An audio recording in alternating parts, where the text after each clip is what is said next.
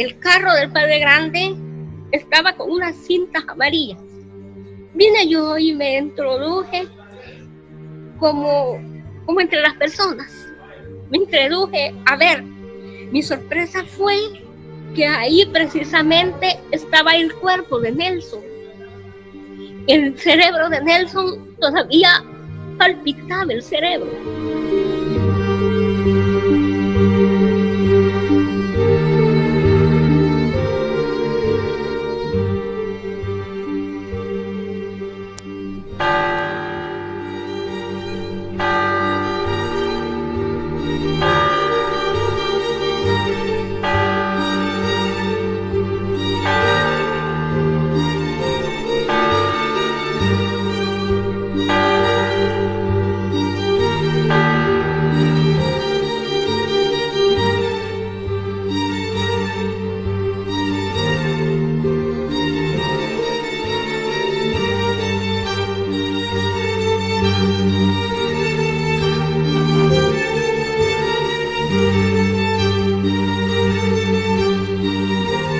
Un silencio sepulcral domina la plaza Gerardo Barrios en el centro histórico de la ciudad de San Salvador. Esto a comparación de la sangre que corrió el 30 de marzo de 1980 durante el funeral del obispo Óscar Romero, asesinado 6 días antes.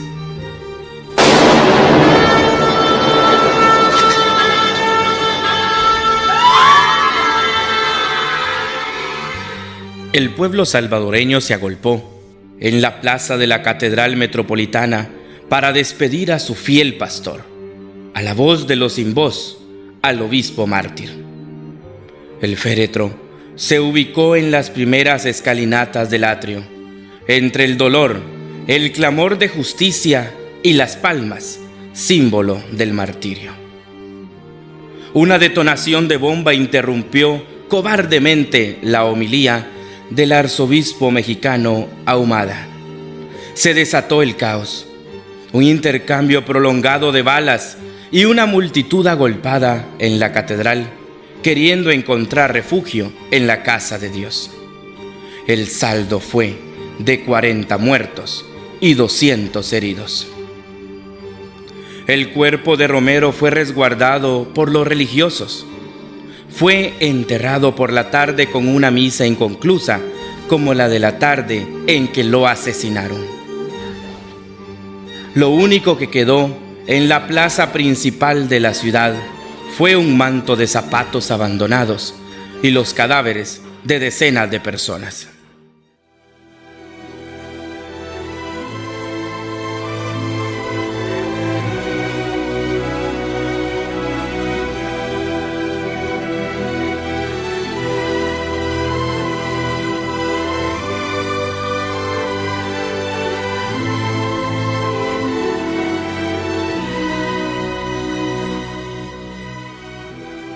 Fue en este lugar que 3 años antes del martirio de Monseñor Óscar Romero, mataron al primer sacerdote en El Salvador. Se llamaba Rutilio Grande, originario de este mismo pueblo del Paisnal, en Aguilares. Más que un sacerdote jesuita, fue un profeta. Fue tremendamente humano y cercano a las necesidades de los pobres. Asumió la parroquia de Aguilares en septiembre de 1972. Formaba parte de una pequeña comunidad de sacerdotes jesuitas, misioneros en esta zona. Aguilares era una clara expresión de la difícil vida rural. Era zona de campesinos pobres, sin tierra. Muchos trabajaban para los ingenios de caña. La buena tierra era ocupada por la caña, mientras que los campesinos tenían que sembrar su maíz entre el pedregal. Crecía el descontento social, habían bajos salarios y situaciones difíciles de trabajo, especialmente entre la población rural, que eran la mayoría del país. Esta era la situación en el tiempo del padre Rutilio. A esta gente campesina se acercaban los sacerdotes jesuitas, entre ellos el padre Rutilio, también él de la familia pobre campesina. Lo recuerdo muy bien que llegaba a la casa. Nosotros vivíamos en la casa donde él nació, ahí en el pueblo. Ahí nací yo también. Llegaba, nos visitaba, compartía a veces un almuerzo con nosotros, pero únicamente lo que él almorzaba era un huevito salcochado, amelcochadito, y no pedía más. Era muy humilde en ese aspecto. Le gustaba compartir, le gustaba el amor hacia el pueblo, hacia el humilde. Rutilio y Romero se parecían mucho. Eran personas con un enorme amor al pueblo salvadoreño, con gran amor a los pobres. El día que Monseñor Romero empezó su ministerio como arzobispo de San Salvador, el padre Rutilio era su ceremoniero, signo que los unía un lazo de amistad profunda. El padre Rutilio fue descubriendo el valor de la dimensión política a lo largo de su trabajo, aunque tenía miedo de ser utilizado. Romero tenía una enorme confianza en Rutilio. Sabía quién era Rutilio, que sobre todo era un cristiano, un pastor.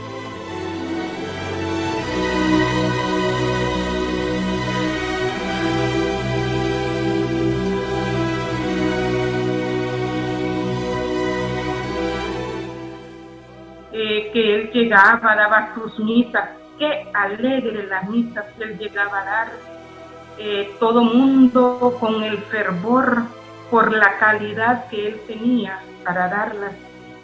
A mi casa llegaba y yo recuerdo que le decía a mi papá: Peche Luis, te voy a casar porque no sos casado.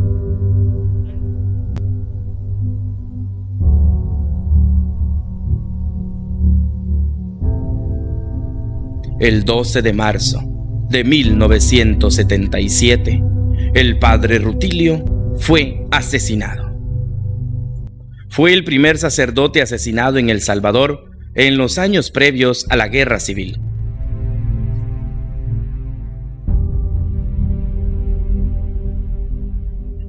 Tenía 49 años cuando fue acribillado a tiros por militares en una emboscada.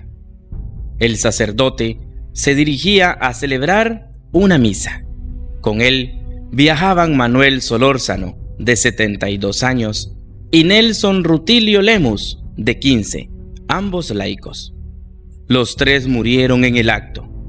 El cadáver del padre Rutilio recibió 19 impactos de bala del calibre 12.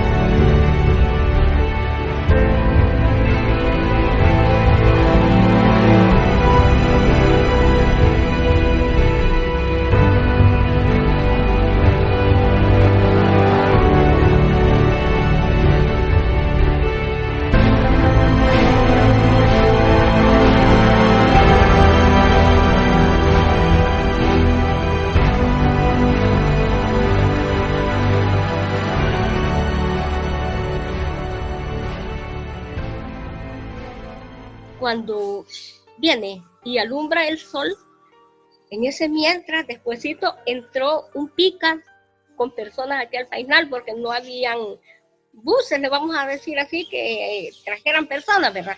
Entonces el transporte era un pickup, y en ese pickup venían unas personas donde decían: el padre Tilo ha tenido un accidente, el padre Tilo ha volcado, el padre Tilo ha chocado. Pero aún nosotros ahí, yo, porque no estaba en la casa, estaba en el atrio de la iglesia, allá en la iglesia del Painal, en el atrio de la iglesia. Entonces vinieron aquellas personas que estaban tocando y agarraron camino al lugar del hecho, a ver qué se podía hacer por el Padre Grande. Entre esas personas me fui yo, sin pensar como niña, que no le pedí permiso a mi mamá, no le pedí permiso a mi papá, y me dejé ir, sin saber que Nelson había fallecido también, porque cuando el pica entró y las personas dijeron, no dijeron Nelson falleció, dijeron el Padre Grande tuvo un accidente, el Padre Grande había chocado, había volcado. Yo me fui entre esas personas. Cuando yo llegué al lugar de los hechos, yo era una niña bastante pechita. Entonces ya estaba el carro del Padre Grande, estaba con unas cintas amarillas. Al estar con esas cintas amarillas, ya habían, yo le voy a decir, policía, vaya, aunque no sé en aquel tiempo qué era, que no dejaban pasar a las personas. Vine yo y me introduje como entre las personas. Me introduje, a ver, mi sorpresa fue que ahí precisamente estaba el cuerpo de Nelson. El cerebro de Nelson todavía palpitaba el cerebro. Yo solo llegué, le puse las manos en la cabeza y dije, iba con la sobrina del padre, Ana Dolores, y dije, yo tengo que fijarme bien qué es lo que aquí hay, qué es lo que aquí pasa. Los cuerpos fueron recogidos y llevados a la parroquia del Señor de las Misericordias en Aguilares. Dicen los testigos presenciales que cuando Monseñor Romero llegó ante el cadáver de Rutilio y lo vio, empezó a llorar. Y no podía dejar de llorar, solo repetía: Rutilio, ¿qué te han hecho? Rutilio, ¿qué te han hecho? Estaba destrozado. Romero siempre creía que dialogando con las autoridades se podían arreglar los problemas. Pero cuando matan a Rutilio, él se da cuenta de que no era así, de que estaban matando demasiados inocentes, que mataban por el gusto de matar a todo el que pedía un poco más de justicia, un poco más de dignidad.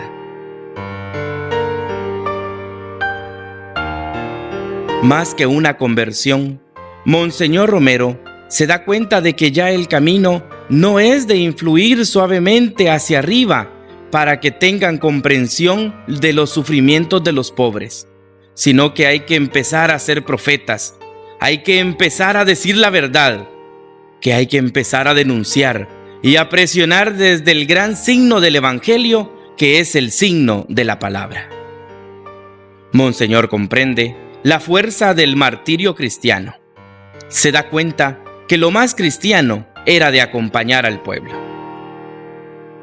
Romero, al ver el cadáver de Rutilio, empieza a caminar el camino del martirio, a ir caminando firme hacia la misma muerte de su compañero y amigo Rutilio Grande. Yo quisiera hacer un llamamiento de manera especial a los hombres del ejército y en concreto a las bases de la Guardia Nacional, de la policía, de los cuarteles. Hermanos, son de nuestro mismo pueblo, matan a sus mismos hermanos campesinos y ante una orden de matar que dé un hombre, debe de prevalecer la ley de Dios que dice no matar.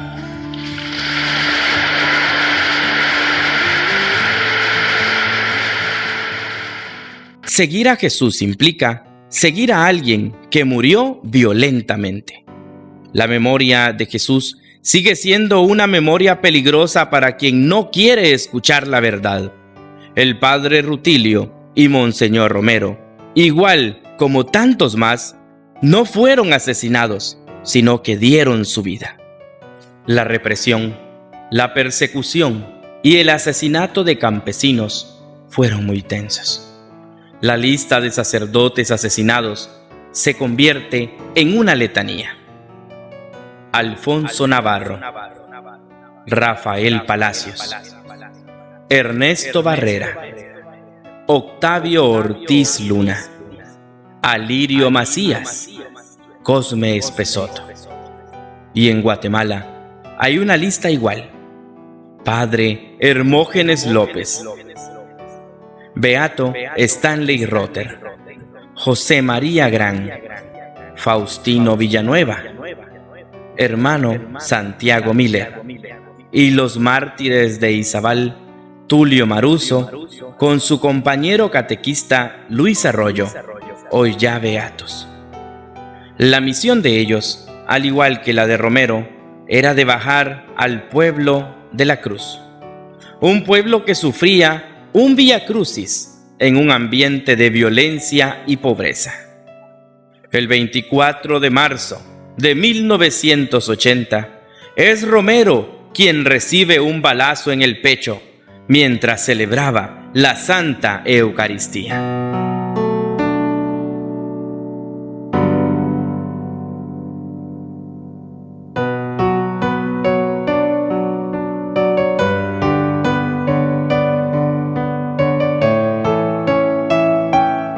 San Romero es el santo de los que lo mataron, pero también de los que lo odiaban.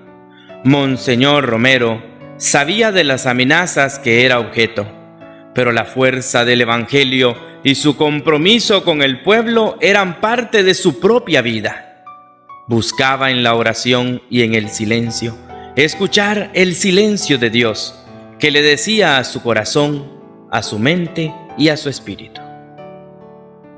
Hay varias fotografías de ese cruel momento, pero todas se resumen en una versión salvadoreña de la escultura de la Piedad de Miguel Ángel.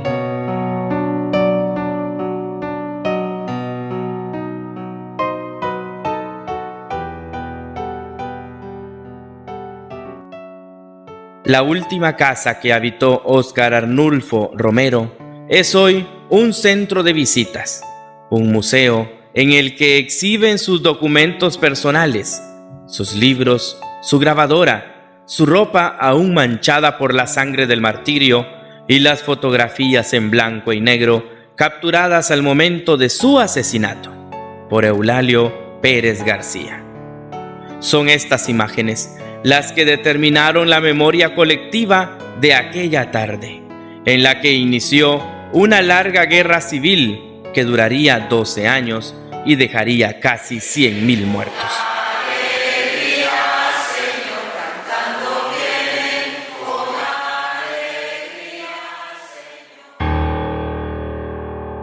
El día 16 de noviembre de 1989, 6 sacerdotes de la Compañía de Jesús y 2 empleadas domésticas son asesinados dentro del campus de la UCA.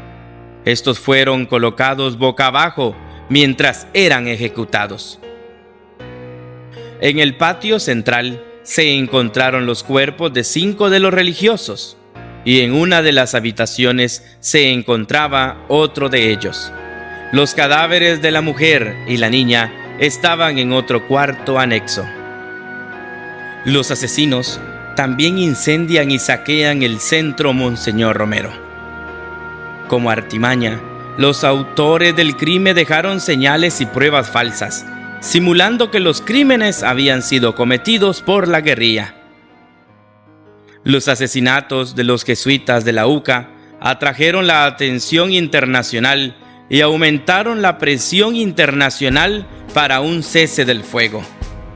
Se reconoce como un punto de inflexión que condujo a un acuerdo negociado para poner fin a la guerra en El Salvador.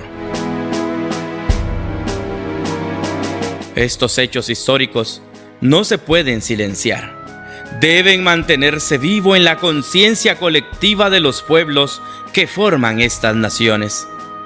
Si callamos esta verdad, como la de muchos otros líderes comunitarios, sindicales, estudiantes que fueron vilmente asesinados, somos cobardes.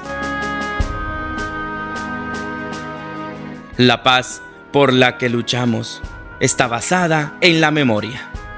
No hay paz sin memoria. La paz es un camino de escucha basado en la memoria.